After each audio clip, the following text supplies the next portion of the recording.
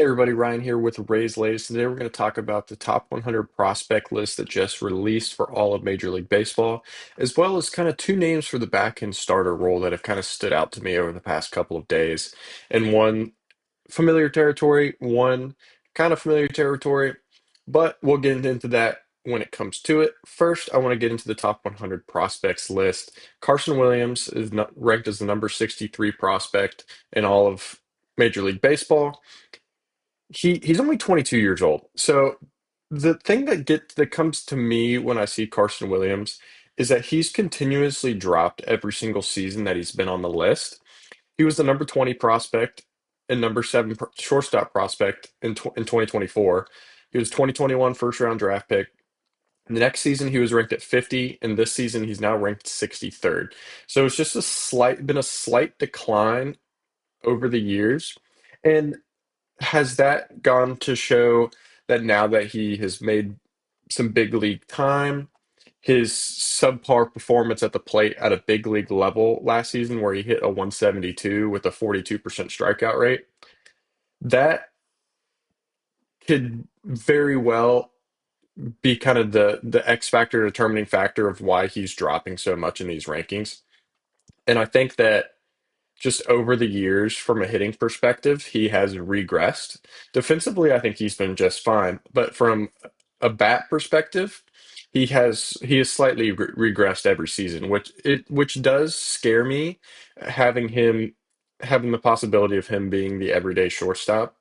If Taylor Walls were to move to second base or have to play second base, if Gavin Lux is out, things of that nature, matchup problems, anything like that. If Taylor Walls just really can't hit this year and Carson Williams gets a nod more often than not, the slight sample size from last season, it is very concerning to me, just solely based on the fact that he he has regressed every single season. And he only walked 6 times last year and had a 219 on base percentage, which that's extremely concerning as well because if the strikeout numbers are high, you usually see a relative walk rate that's a little increased as well, just solely based on the fact that a lot of guys that strike out a lot, if they're taking more pitches, if they're striking out looking, usually their walk numbers correlate to walks a little more because you're taking more pitches, you're seeing more pitches at a bat, you're being more patient. It's kind of done quite the opposite. He only had 6 walks last season. He hit 5 homers.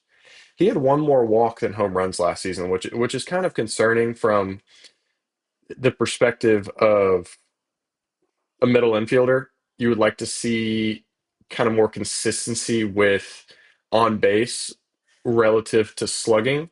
I would say you don't necessarily want as, I mean, you would love to have a lot of home runs out of your shortstop, obviously, but from if you're not going to hit a lot of home runs, you need to get on base somehow. And the numbers are just not there. And he only played in 32 games last season. So it's a really small sample size, but 42% strikeout rate to go along with only 6 walks all season, that's very concerning. Next, Theo Gillen is the number 76 prospect. He's 2024 first rounder. He's been great in his first 2 years in minor league ball. He's only 20 years old. He's a left-handed hitter. He hit 267 in single A last season with 18 extra base hits in 73 games. His OBP was 433, which is absurd. That so that's the number that I would like to see. If you're gonna hit 267, which at a major league level, 267 is nothing to be down about. 267 is a solid number that gets you it's a little bit above average in Major League Baseball. But if you're going to be on base 43% of the time, that kind of null and voids any discrepancies they may have with a batting average perspective. If you're hitting 240 with a .43 on base percentage, I'll take that. If you're hitting 267 with a .43 on base percentage, I'll take that even more.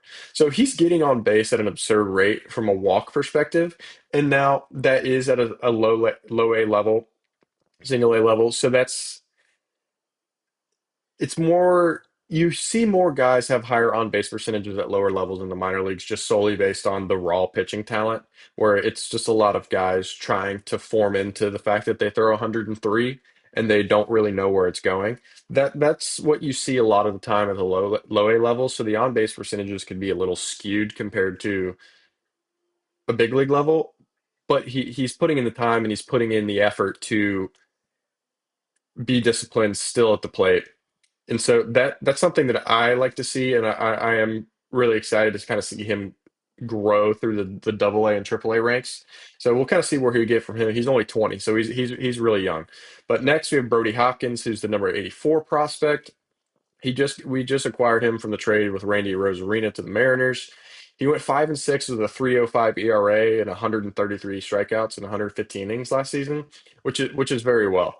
Sometimes the win-loss records can get skewed, especially at a minor league level where people don't really score runs. 3.05 ERA is not bad. That'll play any day of the week. As soon as he got to the Tampa Bay farm system, though, his ERA has dropped down to a 2.72. So whatever he is doing in the race system, any kind of changes, any fluctuations with release point and anything like that, it's only made him better.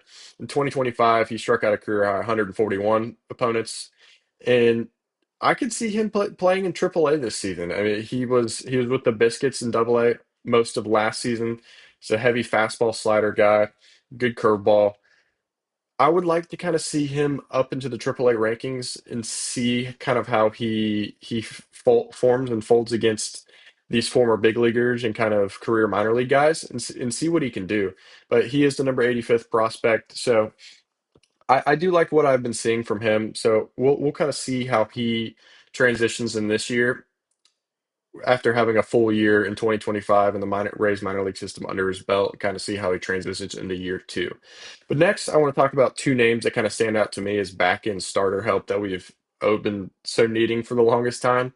First, I'm gonna talk about Zach Littell. He's still a free agent, which I think he's one of the most underrated back end starters in baseball.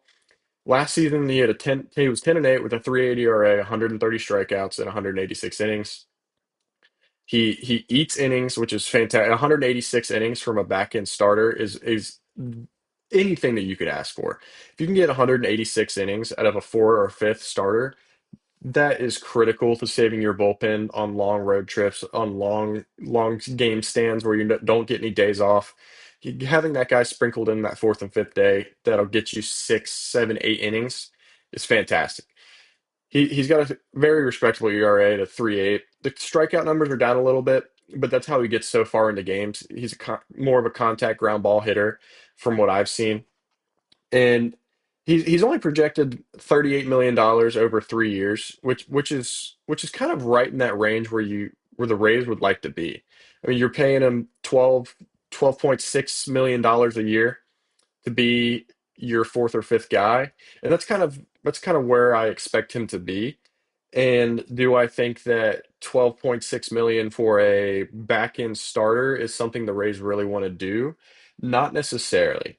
But I think that with what he brings to the table and his familiarity with the Rays system, I think that it would be something that we would be kind of shooting ourselves in the foot over if we don't kind of go after it, which I think we are going after. I've seen tons of reports that the Rays are heavily linked with him over the past few weeks. So we'll kind of see how that transitions, but I would really like to kind of see him back in the fold, the back end of our rotation. The next guy I want to talk about is Chris Bassett with the Toronto Blue Jays. He's a free agent now. He is 36, so he's a little older, but he would bring that veteran mindset and that veteran mentality into the locker room that we kind of lost with Fairbanks and Lau over the past couple months. So I kind of like what I see from him. Last year, he went 11-9 with a 3.90 ERA. Pretty solid numbers for a back end, great option for back end rotation, especially on that Blue Jays team that went so far into the playoffs. I could see him kind of mainly going for a 1 year deal, just solely based on the fact that he's 36 years old and he's kind of just get a prove it opportunity. And I think that you could get him for anywhere around that 10 to 12 million dollar range as well. And I think that guys like Littell and Bassett would bring that veteran presence into the locker room that we've kind of lost with Boz leaving, with both with Lau, the other Lau, or Lau, Lowe, and Fairbanks. When you kind of lost these veteran guys who've been in the system for a while, it's really it's a big necessity in my opinion. You get Steven Matz, who's a veteran pitcher as well, but bringing back a guy like Littell as well, who's also very familiar with the front office, familiar with the coaching staff, familiar with how the clubhouse works, especially in the race system. That's something that you really would like to see for the younger guys. And I think that bringing either Bassett or Littell in would be great for the back end of our rotation. And I think that you could get them on 10 to $12 million deals. And don't think that I would really blink an eye at it with the available cap space that we have. But you guys let me know what you guys think about it, especially what you guys think about any back end rotation help, any names, any pieces you've been seeing out there. And you guys have a great one.